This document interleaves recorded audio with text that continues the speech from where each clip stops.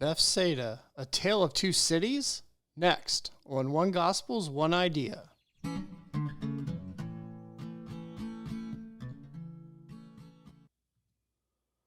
Okay, so let's talk about Jesus' miracle of feeding the 5,000. It's the first event after Jesus' baptism that is recorded by all four Gospels in the Christian Bible. The next event recorded by all four will be his triumphal entry into Jerusalem in the last week of his life. So this is the only event in the middle of his ministry that was recorded by all four Gospel writers. So let's talk about that. What's the context? Okay, so John the Baptist has recently died. Jesus has just reunited with his 12 apostles because he had sent them out 2 by 2 into the villages. Jesus probably had recently gone to Jerusalem for Purim and was heading back towards Galilee, so he was heading north. The Passover is near, which is the most important in some ways feast of the year. And later the same night, after the miracle of feeding the 5,000 with just a few fish and loaves of bread, he walks on water on the Sea of Galilee. But the rest can be confusing. So leading up to this miracle, as recorded by Matthew, Mark, Luke, and John, Jesus took them and withdrew in the boat by themselves over the Sea of Galilee to a deserted place near a city called Bethsaida. Now, if you look at the color coding there, Bethsaida is only in red, which means that only the Gospel of Luke records that this is near Bethsaida. And amongst the ancient copies of Luke, one of them doesn't have that, but the rest of them do. So the majority text says through the Gospel of Luke that this happened near a city called Bethsaida. Right after the miracle, his disciples leave without him. Matthew and Mark say, immediately Jesus compelled his disciples to go into a boat and to go before him to the other side to Bethsaida while he sent the multitudes away. And in John, he says, his disciples went down to the sea and entered into a boat and went over the sea toward Capernaum. The next day, so this is after the disciples had taken off, Jesus walked on water, he caught up to them. Matthew and Mark say, when they had crossed over the following day, they came into the land of Gennesaret and drew to the shore. And when they had come out of the boat, immediately the men of that place recognized him. So they're saying immediately when he got out of the boat, they're in Gennesaret. In John, it says, meanwhile, when the people who stood on the other side of the sea, so this is where the miracle happened and from where Jesus and the disciples left. So when the people who stood on the other side of the sea saw that there was no other boat there except the one which his disciples had entered, and they also noticed that Jesus did not go with his disciples into the boat, but his disciples had gone away alone. However, other boats came from Tiberias near the place where they ate bread after the Lord had given thanks. Then, when the people saw that Jesus was not there, nor his disciples, they also got into boats and came to Capernaum seeking Jesus. When they found him on the other side of the sea, they said to him, ... So they went to Capernaum, and it seems like they found him there. We also see that John says that the miracle of the loaves happened near Tiberias. So Luke says near Bethsaida, John says near Tiberias as far as where the actual miracle occurred. So we have a problem. Luke says they're in Bethsaida, but Matthew and Mark say that Mark specifically, it's in yellow. Mark says that Jesus told his disciples to go into the boat to go to the other side to Bethsaida. So if they're near Bethsaida, why would they be instructed to go to Bethsaida on the other side? That's problem number one. So let's look at the standard map. You see Bethsaida. It's off of the coast, but it's north, right next to the Jordan River. And you see Tiberias, which is on the western shore of Galilee. So we also have problem number two. The feeding can't be both near Bethsaida and Tiberias, looking at this standard map. So now we have two seemingly irreconcilable problems. So one more thing about the standard map. You see where Capernaum is and you see where Gennesaret is. It is actually possible to land in Gennesaret and be seen in Capernaum the same day, because they're just like a mile or two apart. So that actually is easy to explain. So there you go. That's not a problem. So what do we know about Bethsaida from the Bible? So we're going to go through, because really Bethsaida is the key to unlocking what is going on here, whether it's just a pure contradiction or is there something more to the story. I think you can probably guess by the fact that there's an episode on this that there is indeed something more to the story. But let's start with what the Bible says about this place called Bethsaida. So Jesus visited there. He healed a blind man there. He condemned Bethsaida for its lack of repentance after witnessing miraculous signs. Multiple apostles, Philip, Andrew, Peter, were all from Bethsaida of Galilee, specifically. So Bethsaida of Galilee, keep that in your brain.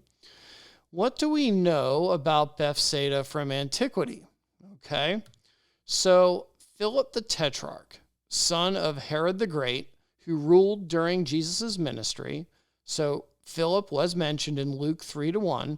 He actually expanded the city of Bethsaida. This is from Antiquities of the Jews, written by Josephus. He also advanced the village Bethsaida, situated at the lake of Gennesaret, unto the dignity of a city, both by the number of inhabitants it contained and its other grandeur, and called it by the name of Julius, the same name with Caesar's daughter. Okay, so it really had two names. So this Bethsaida Julius was actually not in Galilee, technically, because Josephus mentions Philip's lands as including Batanea, Trachonitis, Auranitis, and certain parts of Zeno's house about Jamnia, whereas Philip's brother Herod Antipas, he was the Tetrarch of Galilee. So technically, at least as far as geopolitical boundaries go, the Bethsaida that Josephus talked about was not actually in Galilee. It was along the Sea of Galilee, but it wasn't actually in the jurisdiction of Galilee. So this Julius Bethsaida is described by Pliny the Elder as on the eastern shore of the Sea of Galilee. This is from his Natural History. The source of the river Jordan is the spring of Peneus, from which Caesarea, described later, takes its second name. It is a delightful stream, winding about so far as the conformation of the locality allows, and putting itself at the service of the people who dwell on its banks, as though moving with reluctance toward that gloomy lake, the Asphaltites, that's the Sea of Salt, or the Dead Sea, which ultimately swallows it up, its much-praised waters, mingling with the pestilential waters of the lake and being lost. For this reason, at the first opportunity afforded by the formation of the valleys, it widens out into a lake, usually called the Gennesaret. This is 16 miles long and 6 broad, and is skirted by the pleasant towns of Julius and Hippos on the east, Tarichaea on the south, the name of which place some people also give to the lake, and Tiberias, with its salubrious hot springs on the west. Theodosius, a German archdeacon in the early 6th century, mentions many of these places in his short but important on the topography of the Holy Land. He's actually mentioning kind of place to place where he went. So that's why it's kind of a list. From Tiberias to Magdala, where St. Mary was born, is 2 miles. From Magdala to the 7 Fountains, where the Lord Christ baptized the apostles, and where also he fed the people with 5 loaves and 2 fishes, is 2 miles. From the 7 Fountains to Capernaum is 2 miles.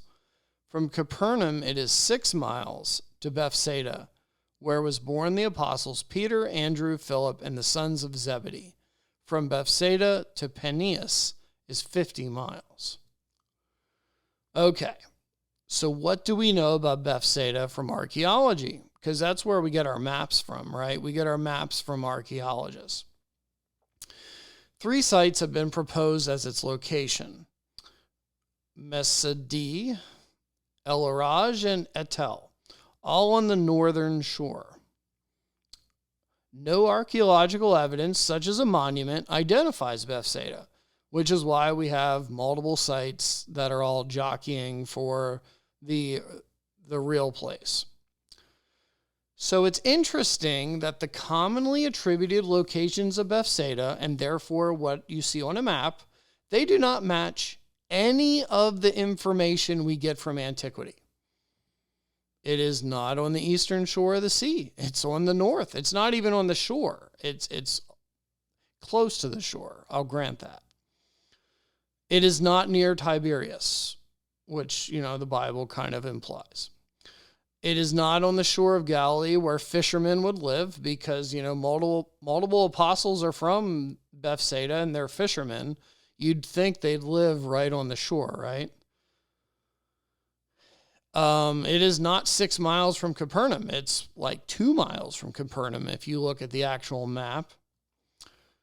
As we said before, it's not in the district of Galilee. And we also have another ancient source that actually places the miracle at a site called the 7 Fountains, which is kind of near Tiberias on the western shore of Galilee. So the simplest solution to all the information we have is that there were actually 2 Bethsaidas. One is a fishing village in Galilee near Tiberias on the sea's western shore. One is a city on the eastern shore in Gaulonitis. That was the city that was also known as Julia. So it is possible, actually, to be near Bethsaida of Galilee and to send apostles toward Bethsaida of Gaulonitis, because they are indeed across the sea from each other, because one's on the west and one's on the east. Okay, so back to the map. What is Heath's guess as far as what's going on here? Well, you see the star. That is roughly where the 7 Fountains would have been. So that would have been where the miracle occurred. And then the disciples were told head towards Bethsaida, which is somewhere on the east. They're told to do this, but they actually head towards Capernaum because, they don't really listen to most of the things he says. And, Capernaum is really, that's their home base. We had seen in earlier parts of the Gospels that was the closest thing to a home base they had. So they're like, no, we'll go to Bethsaida later. We're going home to Capernaum. But a giant storm came while Jesus was walking on the water, and it blew them west, and they landed on Gennesaret.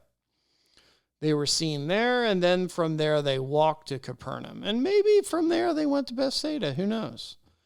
But at least that's what we call a plausible explanation for all the information we got. So what is the point of all of this?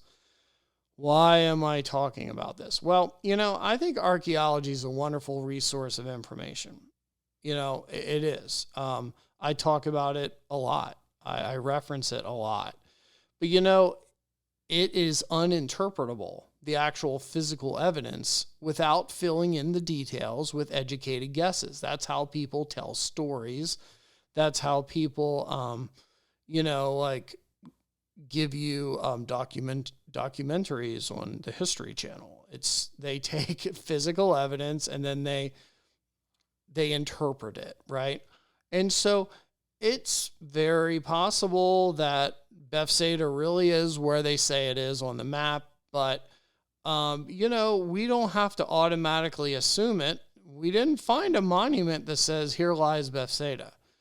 What we have is, you know, we have first century village remains, which is believed to represent Bethsaida by the majority of archaeologists, and God bless them, they definitely know more than me. So I'm not even arguing with them. And, you know, it's possible ancient sources can be wrong. So, you know, someone can say, well, you know, it says Eastern Shore, but it's kind of northeast, or, you know, like just maybe they're just totally wrong. That 6 miles thing from Capernaum, they don't know how to measure distance, you know, or, you know, what do they know? So, you know, Pliny the Elder, does he really know what's going on? So, yeah, you can totally discount ancient sources. I look at some of the things Josephus says with skepticism, but at the same time, you know, it's also possible that, you know, they were closer to the source. They might know more than you. You got to keep that in mind. And you could say, dude, listen, there's no evidence of more than one Bethsaida. Well, would you really actually find evidence of a small fishing village in Galilee called Bethsaida that probably, you know, disappeared after the Jewish revolt? No, there would be no remains of it. There would be no, "Here lies the fishing village of Bethsaida of Galilee." So, you know, it's plausible, but, you know, you could say, hey man, you know, you are just so desperate to try to make the Bible make sense that you're just making up crap. I can hear what you're saying, but I actually don't think that's true. I actually think that I'm taking all of the information available and creating what is the most plausible explanation. And I think it actually shows remarkably, actually, how these very different renditions of the same events from Matthew, Mark, Luke, and John, they all have different details. And they actually all do tell a coherent story, which is, you know, shall we say, miraculous. And so if you say, am I just seeing what I want to see? I am seeing what I want to see, but that doesn't make it wrong. So thanks for listening, and maybe gave you something to think about.